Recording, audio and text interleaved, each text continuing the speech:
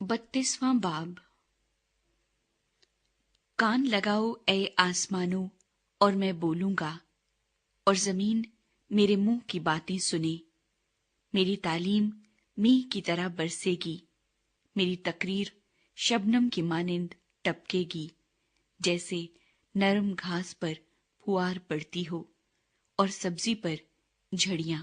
क्योंकि मैं खुदावन के नाम का इश्तिहार दूंगा। तुम हमारे खुदा की ताजीम करो। वो वही चट्टान है, उसकी सनत कामिल है, क्योंकि उसकी सब राहें इंसाफ की हैं। वो वफादार खुदा और बदी से मुबर्रा है। वो मुनसिफ और बरहक है। ये लोग उसके साथ बुरी तरह से पेश आए। ये उसके फर्जंद नहीं, ये उनका ऐब है। ये सब कजरो और टेढ़ी नस्ल है। क्या तुम ऐ बेवकूफ और कम अक्ल लोगो इस तरह खुदावंद को बदला दोगे? क्या वो तुम्हारा बाप नहीं जिसने तुमको खरीदा है?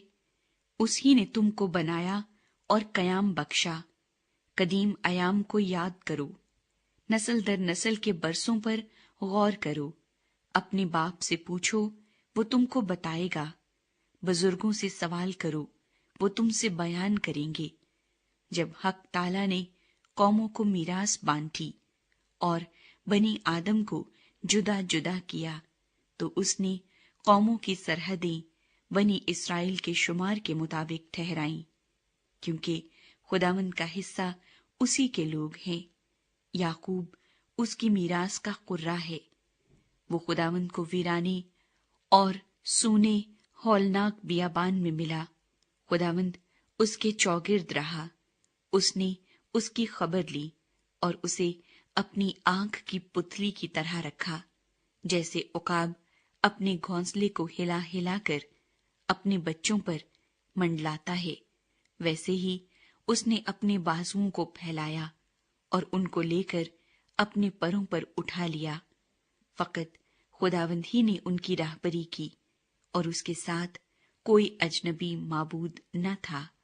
उसने उसे जमीन की ऊंची ऊंची जगहों पर सवार कराया और उसने खेत की पैदावार खाई। उसने उसे चट्टान में से शहद और संगे खारा में से तेल चुसाया और गायों का मक्खन और भेड़ बकरियों का दूध और बर्रों की चर्बी और बसनी नस्ल के मेंढे और बकरे और खालिस गेहूं का आटा भी। और तू अंगूर के खालिस रस की मैं पिया करता था। लेकिन यसुरोन मोटा होकर लाते मारने लगा। तू मोटा होकर लुद्धड़ हो गया है और तुझ पर चर्बी छा गई है। तब उसने खुदा को जिसने उसे बनाया छोड़ दिया और अपनी नजात की चट्टान की हकारत की। उन्होंने अजनबी माबूदों के बाइस उसे गैरत और मकरूहात से उसे गुस्सा दिलाया। उन्होंने जन्नात के लिए जो खुदा न थे, बल्कि ऐसे देवताओं के लिए जिनसे वो वाकिफ न थे, यानी नए नए देवताओं के लिए जो हाल ही में जाहिर हुए थे, जिनसे उनके बाप दादा कभी डरे नहीं, कुर्बानी की। तू उस चट्टान से गाफिल हो गया जिसने तुझे पैदा किया था। तू खुदा को भूल गया जिसने तुझे खल्क किया।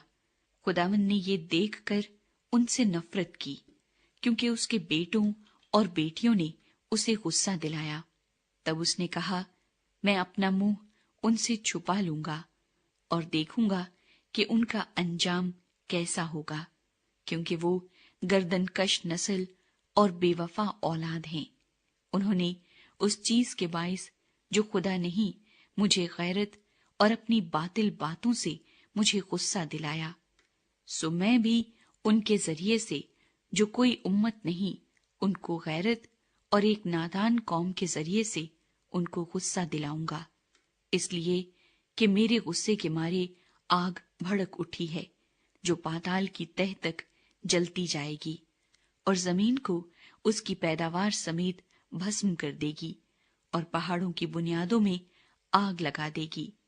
मैं उन पर आफतों का ढेर लगाऊंगा اور اپنے تیروں کو ان پر ختم کروں گا۔ وہ بھوک کے مارے گھل جائیں گے اور شدید حرارت اور سخت ہلاکت کا لقمہ ہو جائیں گے، اور میں ان پر درندوں کے دانت اور زمین پر کے سرکنے والے کیڑوں کا زہر چھوڑ دوں گا۔ باہر وہ تلوار سے مریں گے اور کوٹریوں کے اندر خوف سے، جوان مرد اور کنواریاں، دودھ پیتے بچے اور پکے بال والے سب یوں ہی ہلاک ہوں گے۔ میں نے کہا میں ان کو دور دور پراگندہ کروں گا اور ان کا تذکرہ نوع بشر میں سے مٹا ڈالوں گا۔ پر مجھے دشمن کی چھیڑ چھاڑ کا اندیشہ تھا کہ کہیں مخالف الٹا سمجھ کر یوں نہ کہنے لگیں کہ ہمارے ہی ہاتھ بالا ہیں، اور یہ سب خداوند سے نہیں ہوا۔ وہ ایک ایسی قوم ہے جو مصلحت سے خالی ہو، ان میں کچھ سمجھ نہیں۔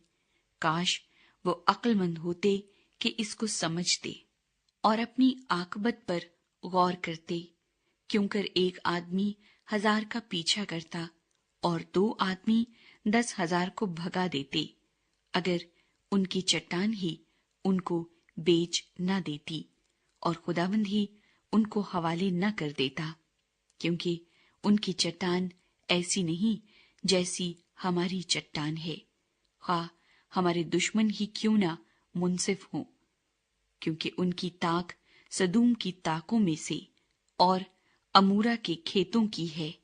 ان کے انگور ہلاہل کے بنے ہوئے ہیں اور ان کے گچھے کڑوے ہیں۔ ان کی میں اژدہاؤں کا بس اور کالے ناگوں کا زہر قاتل ہے۔ کیا یہ میرے خزانوں میں سر بمہر ہو کر بھرا نہیں پڑا ہے؟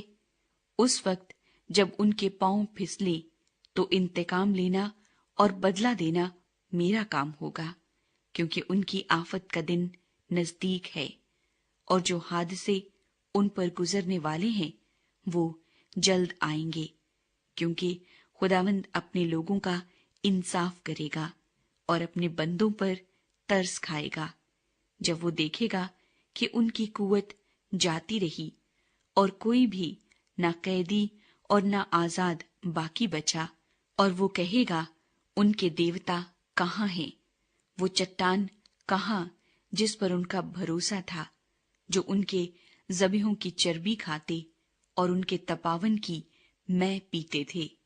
وہی اٹھ کر تمہاری مدد کریں، وہی تمہاری پناہ ہوں۔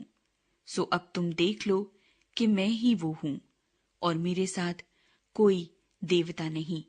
میں ہی مار ڈالتا اور میں ہی جلاتا ہوں، میں ہی زخمی کرتا اور میں ہی چنگا کرتا ہوں، اور کوئی نہیں جو میرے ہاتھ سے چھڑائے، کیونکہ میں اپنا ہاتھ آسمان کی طرف اٹھا کر کہتا ہوں کہ چونکہ میں ابد الآباد زندہ ہوں، اس لیے اگر میں اپنی جھلکتی تلوار کو تیز کروں اور عدالت کو اپنے ہاتھ میں لے لوں، تو اپنے مخالفوں سے انتقام لوں گا اور اپنے کینہ رکھنے والوں کو بدلہ دوں گا۔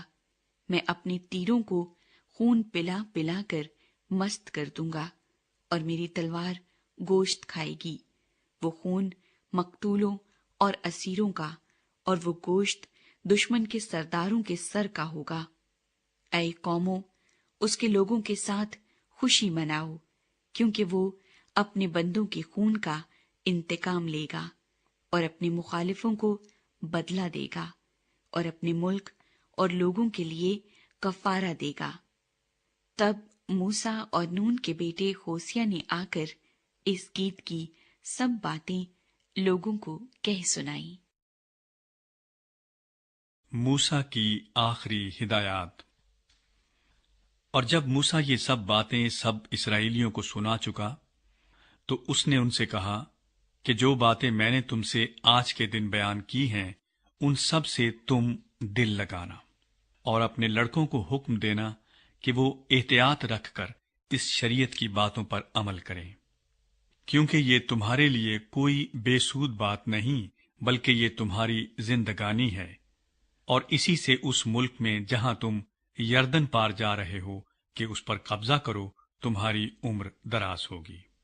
اور اسی دن خداوند نے موسیٰ سے کہا کہ تو اس کوہ اباریم پر چڑھ کر نبو کی چوٹی کو جا، جو یرہو کے مقابل ملک مواب میں ہے، اور کنعان کے ملک کو، جسے میں میراث کے طور پر بنی اسرائیل کو دیتا ہوں، دیکھ لے۔